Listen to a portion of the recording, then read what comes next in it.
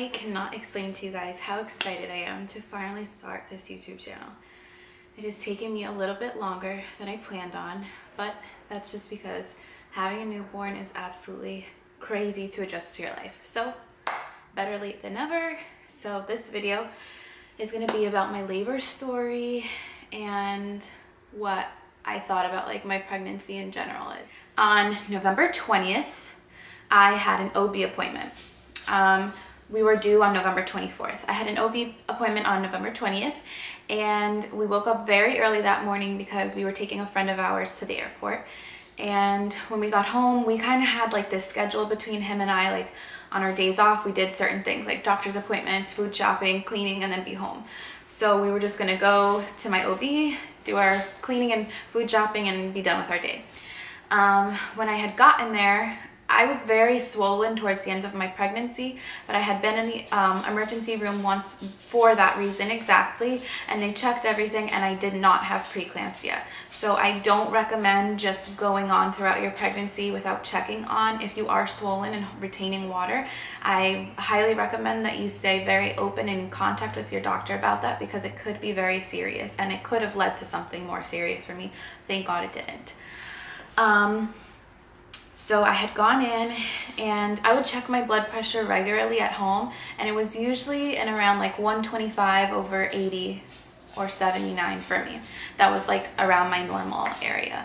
And again, you should, when you're pregnant, you should always check your blood pressure. It's very important. You could even keep a log of what's normal for you, so that when you do go to your OB appointments, you can show them and talk to them about any concerns you may have, and they can look at your log, and it's a lot more reassuring. So when the doctor, well, it was actually the nurse practitioner, she came in and she checked all my vitals, and then we were going to check for dilation. I was 39 weeks and 4 days at the point, so I was basically fully cooked. So she checked my blood pressure and it was higher than my usual. And then she saw that I was very swollen. My feet, my face, my hands, my fingers, everything was like, you could just tell like I was packed with liquid. And so she just left the room, and me and Steven were just sitting there like nothing. And she came in and she was like, okay, I'm gonna sit down to talk to you guys about this. And I was like, about what?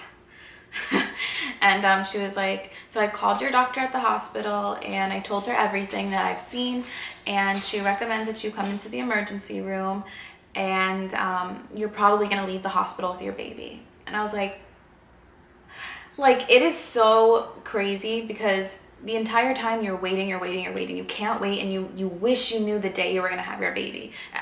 If you're a C-section, you're gonna know the day you have your baby, but you're waiting and waiting to like know when it's gonna happen, and then someone tells you and you're like, oh my God, I'm not ready. Like I'm not ready, I can't do this, like, and there's no going back. So it was pretty scary. But Steven even said like his heart dropped when she said that. So it was very like, oh my gosh. So she said it wasn't like an emergency because I wasn't like in labor. I was zero dilated, like my cervix was hard. She said usually when you're this far along, if you're not dilated, I'm at least able to like, sorry, gross, stick my finger in a little bit and open the cervix. But she's like, it is completely shut. There's no dilation at all. Your cervix isn't even softening. I never lost my mucus plug. I never had my bloody show. So I just wasn't progressing in that area whatsoever. So me and Steven came home, we got all of our stuff together, and we left our house for the last time, being a family of two. We actually went and got Chipotle first because it was not an emergency, and I know once you get to the hospital, there's no eating. So I wanted to have something in my stomach. Why I picked Chipotle at the end, like when I think about it now, like why I picked that, I don't know, because like obviously every girl's biggest fear is I don't want to shit on the table. So I don't know why I would pick Chipotle out of all of the options in the world. But we went there, and then we went to the hospital. I think we arrived to the hospital, like I still have the badge from arriving. I think it was like 4:50, whatever. Usually triage for OB is like really packed because it's a very small room and they don't have a lot of beds. I believe it's like, sorry, that's my dog. I believe it's like 5 beds for triage for OB. So when I was there last time, it was packed, it took a long time, and I was just kind of expecting the same outcome. When I got there, there was absolutely no one in OB triage. So I was the only one, like a VIP client. All the nurses were talking to me, so I had awesome treatment at that moment. My doctor kind of came over to me. She rechecked all the things the nurse practitioner had checked for. My blood pressure had gone back to almost normal, but I still was retaining all of that water, and my reflexes were very brisk, and that's just another sign of preeclampsia, which is very dangerous. So since I was only due 3 days later, I basically would have gone in for a scheduled induction anyways. So my doctor was just kind of like, you want to get induced today or you want to wait till Saturday? And I was like, let's just do it now. They took me to my laboring room around 7 p.m. So they came in and they talked to me and they told me the whole birth plan. The birth plan was, by the way, I did do a medicated birth, and that is totally like, I'm not against a non-medicated birth. I'm not against a medicated birth. It's what makes you comfortable. At the end of the day, it's your choice and no one else's. So don't ever let anyone make you feel pressured or make you feel bad about your decision. Both are beautiful and both are incredible, so I think that you should just stick to what you believe and what you and your partner are comfortable. And me and Steven had talked about it, and the epidural was the way we were going to go. So they had told me they were going to give me a medication called Cervidil, which is an insert, and they insert it into your vagina and they put it right onto your cervix. Basically what it does is it tries to move the process along to soften the cervix to dilate you. So that was they were gonna give that to me around 8 o'clock, and by 7 o'clock in the morning they were gonna take it out.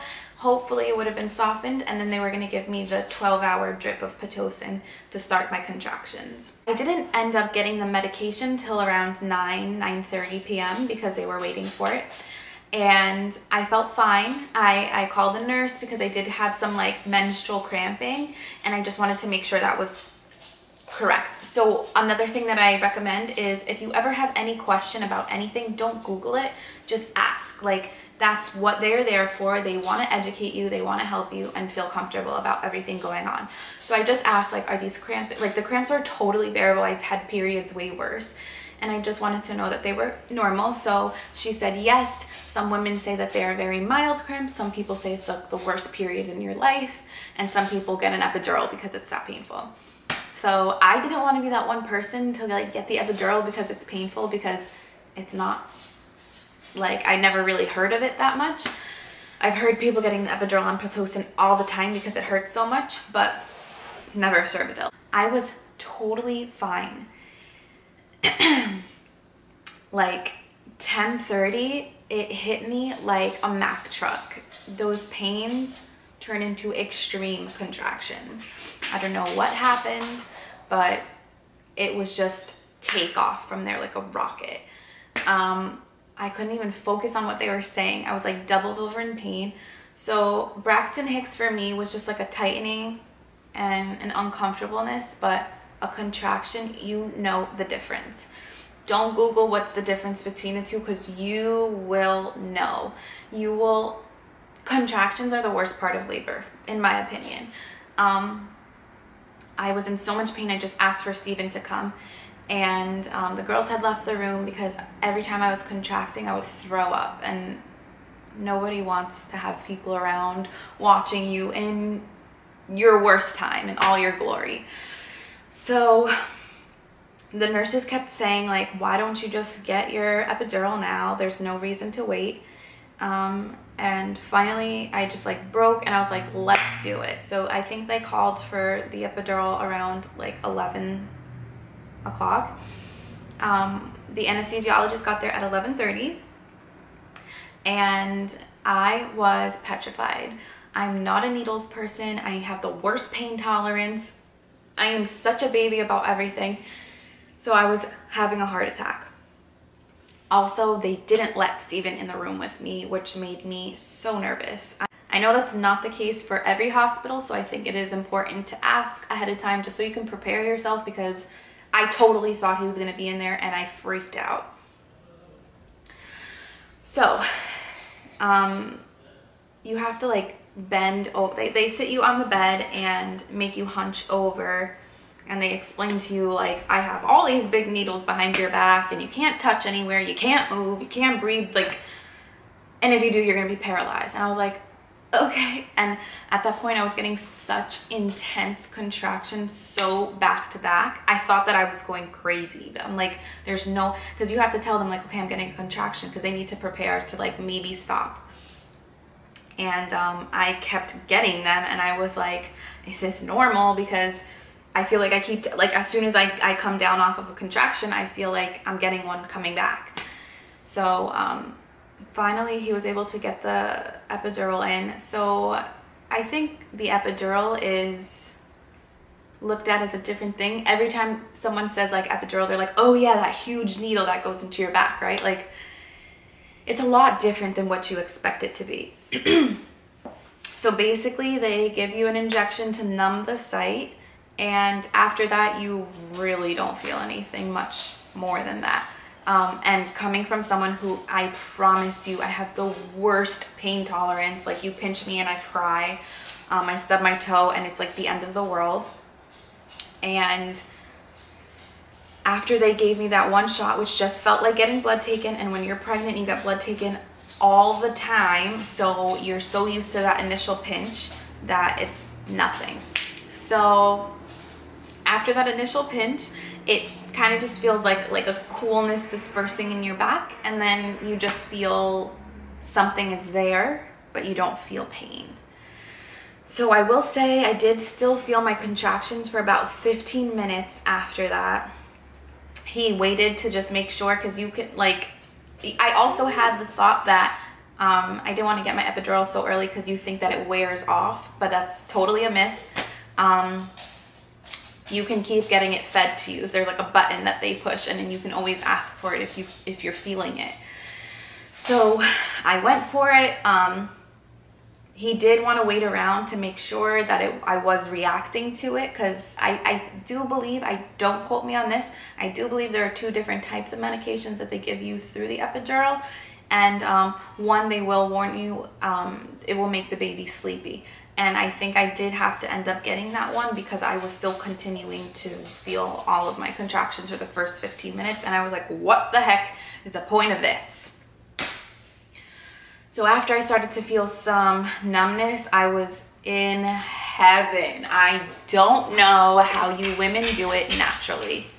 And my dog is asking to go out. After I got my epidural, I tried to get some rest. They'll always recommend to you like rest. And let me pause and tell you guys this. If you're watching this and you're planning to get pregnant, you are pregnant, listen to this, because I didn't, and I regret it with my whole life. Take all of the rest that you can. Any minute that you have nothing to do, shut your eyes and go to sleep, because I'm the type that's not a napper, and it was very hard for me to do that. So I didn't, and I can truthfully say I have not caught up on my sleep since before the birth, and we are 6 weeks out, so that's good. So I tried to get some rest. Steven and my mother-in-law, they stayed. So time-wise, it was about 12:30 when all of this was done. I got my catheter. Horrible. It's 2019. There should be a different way to get pee out of someone's body, okay? That is inhumane.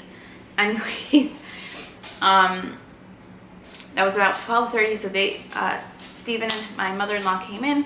We were all kind of really tired. His mom had worked the entire day and came straight to us. We were still awake from dropping our friend off at the airport super early in the morning, so we were super tired. And so I did fall asleep for a little bit, but I woke up around 1:30 feeling very like in pain for some reason, and I'm confused because for so long I felt such relief from my epidural, and they had flipped me to my right side because that was the only way they were able to really monitor her heart rate on the belts. So it was just easy. The way she was positioned, she was just being a little stubborn, and that was the way they had me positioned. So all the medicine and the epidural, it's gravitational, so whatever way you're leaning, the medicine will flow that way. So I was completely this way, and all the medicine was on my right side. I tried to turn over to my left side, and homegirl, that did not work. I have never felt so paralyzed in my entire life. I tried to turn over because I was feeling all the contractions in my left side and my left hip. I thought my left hip was gonna leave my body and jump out the window. Like, not comfortable at all. And I tried to turn over and I couldn't. So I was like, okay, let me call Steven, he'll flip me over. And I'm yelling out to him, and he is snoring, and his mom sleeping as well. And so I was like, wow, I picked the best people to be in here with me to help me. I'm like looking if I could throw anything, because I couldn't even project my voice that much, because like when you have the epidural and you're that tired, you're just like, you have nothing in you. So I tried to call the nurse. I'm like on my side like this, and I'm like trying to call the nurse on the bed, and the button was broken. Oh my God, like just my luck, right? So I'm stuck here like this, dying, like crying, like there was like a tear coming out, like why me? Because I was like in so much pain. And then finally a nurse came in like 10 minutes later. Felt like 10 hours later, but whatever, same thing. And she was like, are you okay? I'm like, no, I'm actually dying. Can you flip me? So they flipped me to just be like even, and I started to feel some relief. Then an hour later, like from that time till 2:30, I just felt horrible. And like, I know obviously you're in labor, you're not gonna feel amazing, but I felt horrible. I just felt like sick, like, you know, when you know you're getting sick, you know your body, you've been in it forever. And I was hot. No, I was sweating, but I was shivering.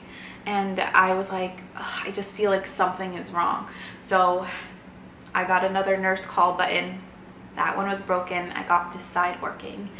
And I called her and I just explained to her, like, look, I'm feeling like there's sweat dripping down my neck and my face, and I'm shivering. I'm like under all these blankets. And she took my fever, and I had like 100, I think it was like 100.7 fever. And in labor, that is not okay. So the nurse called my doctor and told her, Monica has 100.7 fever. You know, the baby's heart rate is going to 180. There's no progression yet. What do you want us to do? So my doctor's recommendation was, I want the doctor on call there, the OB on call, to check her and give her medical advice, but I think we're gonna prep for C-section. So they told me that, and I was super sad. I want to note that I am not against C-section at all. C-section moms in my eyes are heroes, because I just thought, like, I'm not strong enough for that. Like, if you don't know, like, a C-section is a major surgery. I've never had a surgery in my life. I've never been put under anesthesia. So I was just scared, you know, like, your stomach is being cut open on the table. You're awake for that. Like, it's very intense. Around 3 a.m., the OB-GYN on call at the hospital came in. She reviewed everything that the nurses had taken with my vitals and everything. And she was like, I'm reviewing everything, and I do agree with your doctor. I think we should prep for C-section. But I'm just going to check you just in case. Like, I'm going to do an evaluation over you. So the doctor checked me, and she was like, we need to call your doctor in right now. You are 9 centimeters dilated. You fully progressed by yourself in less than 3 hours. You can totally push this baby out if you guys do it in time. So I was so happy and excited. I was like determined, we're gonna do this. So my doctor sat down and we started.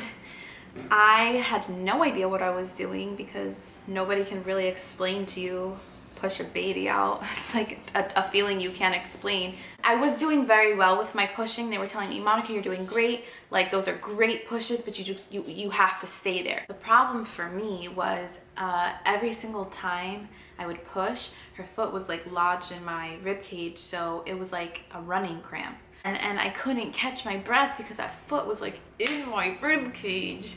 And then that's when things kind of like turned for, I don't want to say the worst, because I didn't have that bad of a labor at all, but things did take a turn for the worse. The baby's heart rate went down to like 90, which is very bad. I hadn't been pushing that long. I think it was like 30 minutes. And my doctor told me basically like, Monica, you need to give it all you've got right now. You need to stop pushing for Monica and you need to push for Brielle. Her heart rate is dropping very fast. She's not getting oxygen at all. It's not safe. And I'm gonna vacuum her out if you don't get her out in a couple pushes. And so I was like really pressured. I just like got it in, I went in my head and I was like, you need to get this baby out right now. And I gave it all I had, and I pushed, and I did it. I got her out. And immediately my first initial reaction was to just cry. Like, did I really just push this baby out? Steven was like on my left leg the entire time. I just was so excited to see what she looked like. I couldn't believe I did this. I never believed I could do it. And they started lowering me to lay flat, and I was like, what? And I looked at Steven. I was like, what does she look like? Because they took the baby right away. And they didn't give her to me, nothing. And I didn't hear any cry. And that silence of a baby not crying was the most painful sound I had ever heard in my life. And I looked at Steven, who was always so calm and cool and collected in bad situations. And I said, what does she look like? And he just was staring like off into space where they had the baby, and I still didn't hear anything. And I was like, what's going on? Like, I was so confused. Like, no one was telling me anything. The nurse was trying to like talk to me about pushing my placenta out, and nobody was answering me like, is everything okay? What's wrong? And the only thing that came out of Steven's mouth was to the doctor, and it was, she looks really blue, doesn't she? And I just didn't know what was going on. I was so confused. I was so like in a haze. I still didn't hear her cry. And then I just knew, I looked over and I saw like 2 or 3 nurses above the baby monitor, incubator, and just working really fast. And my doctor told me to push my placenta out, but it ended up just kind of sliding out anyways. It was right there. And finally, after what seems like 5 hours, it probably was like 20 seconds, but it seemed like a lifetime, we heard the baby cry.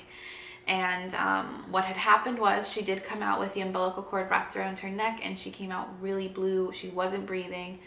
Steven was mortified when he saw that. He had no idea what was going on. He was so scared. I mean, think about that. That's just like the scariest situation. And being new parents and having no idea what to expect, it was just so scary. After all of that, it's just a lot of commotion. Again, your legs are literally wide open, this wide, and you have a baby in your arms. You have no idea what the heck just happened. Like, I have a human, my stomach like went like totally like a jelly donut, like, sorry, totally gross, shouldn't have used a jelly donut. And then really they just kind of like sew you up and they clean everything up, and then you get prepared to go to your recovery room. Birth to me was the most beautiful, amazing experience ever. It's changed my life forever, and you really don't have to fear it. Like, yes, it's scary because it's a lot of unknown factors, and you're just going into the greatest adventure of your life, but you're a woman. Like, your body was made to deliver babies. Like, there's nothing to be afraid of, because there's nothing you can't do. Steven was awesome with me. I think that's really important, to have your partner like really on board with helping you. I know it's difficult because they don't really know how to help you. There's not much they can do, but as much as they can be of an assistance to you, like, that's vital to this experience. But any fears that you may have, just calm yourself by knowing like a million women have done this before me, and I am a wimp, and I did it, and it was amazing, and it was not hard. The worst part was the contractions. I'm sure if I didn't have the epidural, I would feel like it was the hardest thing I've ever done in my entire life, because it's very painful. So I can't say much about that, but in my experience, it was great. You just become you. I saw a quote and it says like, a mother, when a baby is born, a mother needs just as much attention because she too has been born. And it's so true. Like, you're not a mom before that. Once you have that baby and you have that baby in your arms, that baby is relying on you for the next 18 plus years of their life. And you're a mother now, and you are just born into a new world. So it's very important to take care of yourself. Tell people how you're feeling. Take the help that you get offered. Take the medicine that they offer you to help you feel better. It's okay. And just know that's the main thing. Just keep telling yourself it's okay. You're gonna get through it. You were made for this, and I just encourage you all to stay sound in that. And so that was my experience. If you guys have any questions, you can always feel free to drop it down in the comments. So this is my first YouTube video, and I don't really know what I'm doing, so don't be really hard on me, and like and subscribe to my channel because I'll do lots more of these. I'm gonna do Mommy Mondays, so I'm gonna do lots of videos that have to do with me being a mom. And if you guys have any requests, please let me know. I hope you have a fabulous day and you enjoyed my sun setting on me, because clearly the room is a lot darker. And yeah.